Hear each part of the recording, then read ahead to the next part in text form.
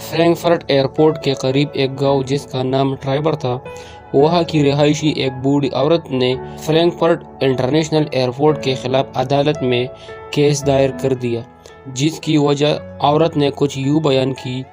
کہ رات کے وقت جہازوں کا شور اتنا زیادہ ہوتا ہے کہ میں رات کو سو نہیں سکتی، جس کی وجہ سے میری اکثر طبیعت خراب رہتی ہے۔ عدالت میں جج نے اس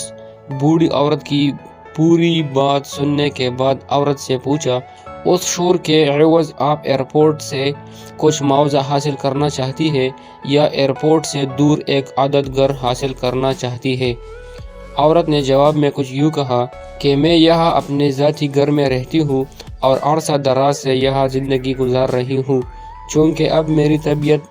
اس قدر شور برداشت نہیں کر سکتی، اسی لیے اس مسئلے کا کوئی اور معقول حل تلاش کیا جائے،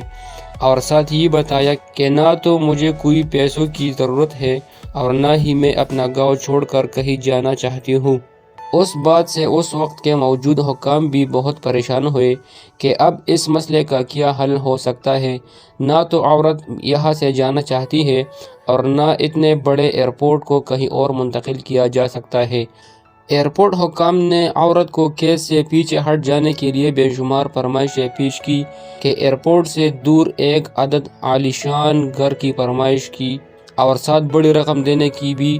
فرمائش کی، لیکن وہ بوڑھی عورت اپنے فیصلے سے پیچھے ہٹنے کا نام نہیں لے رہی تھی۔ آخر کار تھک کر جج نے کہا،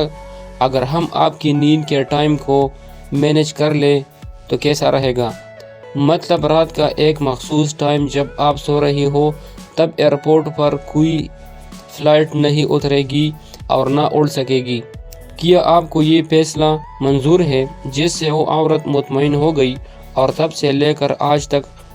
فرینکفرٹ انٹرنیشنل ایئرپورٹ پر رات 11 بجے سے لے کر صبح 5 بجے تک کوئی فلائٹس نہیں اترتی اور نہ اڑتی ہے۔ یہ ہے وہ عزت، وہ مقام، وہ انصاف جو جرمنی اپنے عوام ٹیکس پیئر لوگوں کو دیتا ہے۔ یہاں پر ہر انسان کے حقوق برابر ہے اور ہر ایک کے لیے انصاف کا معیار یکساں ہے، اور یہی قومیں ترقی کرتی ہے جو انصاف پر مبنی ہوتی ہے۔